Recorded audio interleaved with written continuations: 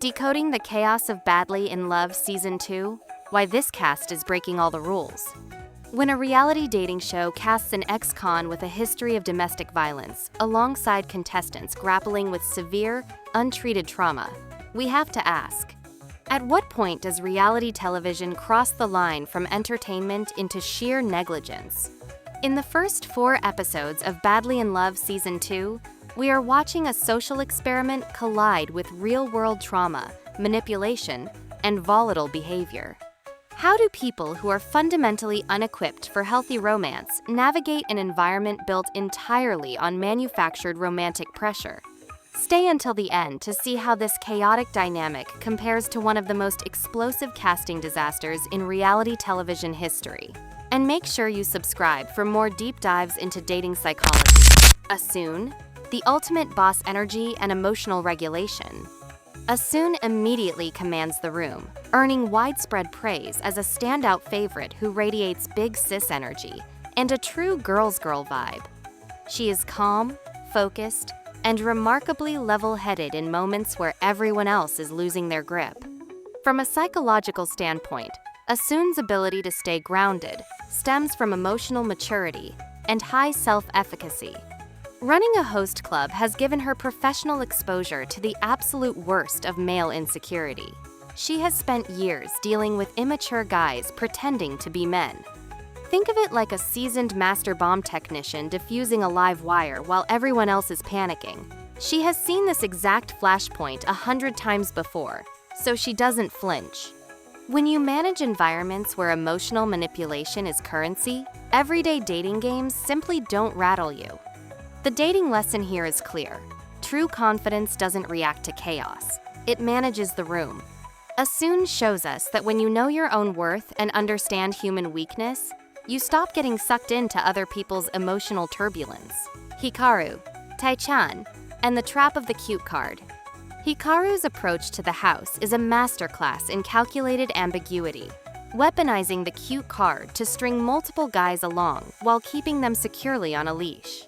She tells Ari she is interested in him and Tai while casually dismissing Bo, then pivots to tell Tai he is number 1, right before assuring Bo she wants to get to know him better. This is classic intermittent reinforcement, giving just enough affection to keep a suitor hooked while avoiding any real commitment. It's like feeding coins into a slot machine where the payout is completely unpredictable. You keep playing because you think the next pull will finally be the jackpot. Meanwhile, soft-spoken 22-year-old Taichan gets caught in the crossfire. Overwhelmed and avoidant as the group of girls descends on him with overwhelming hostility during a confrontation Hikaru herself allegedly stirred up. The psychological trap here is that people who crave validation often collect admirers to soothe their own internal emptiness, treating human beings like interchangeable accessories. The dating lesson is vital. Beware of partners who keep your options open by keeping their own options blurry. Ambiguity is never an accident. It is a strategy to avoid accountability. Maririn, trauma responses versus reality TV readiness. Maririn evokes deep sympathy through her harrowing past, surviving abusive rebel partner groups, being held at gunpoint, and having her money stolen. Yet her presence on a dating show feels fundamentally misplaced. Her behavior highlights a classic trauma response. Instead of speaking up for herself, she relies heavily on peers like Asun and Makun to confront men and demand apologies on her behalf. While some view this avoidance as cowardly, it is actually a textbook freeze response from someone whose nervous system is still wired for survival in dangerous environments. Expecting someone with untreated, severe trauma to thrive in a high-pressure dating competition is like forcing a severely injured athlete to run a marathon on a broken ankle. They don't need a coach. They need a surgeon. Maririn clearly needs intensive professional therapy, not a television spotlight that weaponizes her vulnerability for entertainment. The dating lesson here is that unresolved trauma will always outsource your boundaries.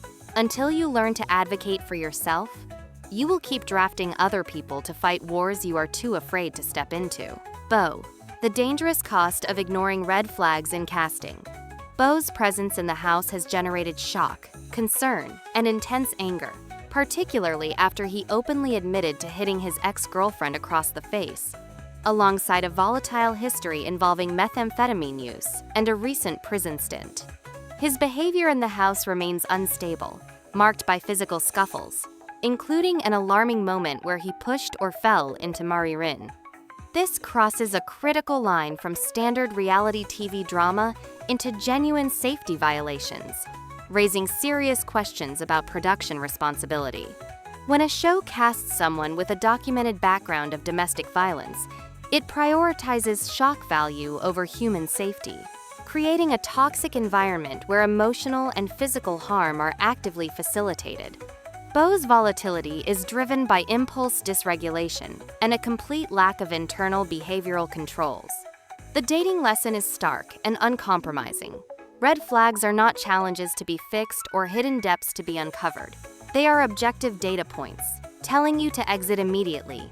Because dangerous behavior always escalates when the stakes get high. Ruru, the perpetual cheater, and the inevitable fallout. Ruru operates with a casual transparency about infidelity, openly admitting to being a perpetual cheater, bragging about her track record, and blaming her past partners for simply losing interest in her. Viewers are left holding their breath for sweet, chill Leo, who is currently walking straight into a heartbreak as Ruru's attention predictably shifts toward the newcomer, Kazu-kun. Ruru's pattern points to a deep-seated fear of intimacy disguised as a high sex drive. The moment a relationship requires genuine emotional depth rather than the cheap thrill of new attention, she sabotages it to protect her ego. It is like an adrenaline junkie who refuses to drive the speed limit, constantly crashing cars because cruising down a straight road feels like emotional death. You cannot build a stable connection with someone who views boredom as a personal insult and loyalty as a prison sentence. The dating lesson is undeniable. When someone proudly tells you who they are through their track record, believe them the first time, because past behavior is the most accurate predictor of future heartbreak. Prediction: a recipe for explosive fallout. Just as those past shows eventually had to reckon with the real-world dangers of casting individuals whose emotional volatility exceeded the production's ability to protect them or their castmates, Badly in Love Season 2 is hurtling toward a crisis. Based on the glaring safety oversights surrounding Beau and the compounding emotional damage playing out with Mari-Rin and Hikaru, my prediction is that production will be forced to intervene or remove contestants before the season concludes, as the psychological pressure cooker inside the house finally shatters the illusion of safe entertainment. What do you think is the biggest mistake the producers made with the Season 2 casting? And how does this chaotic, high-risk group compare to last year's much tamer, more grounded cast? Let me know your predictions in the comments below. And don't forget to subscribe so you never miss another deep dive into the psychology of modern dating.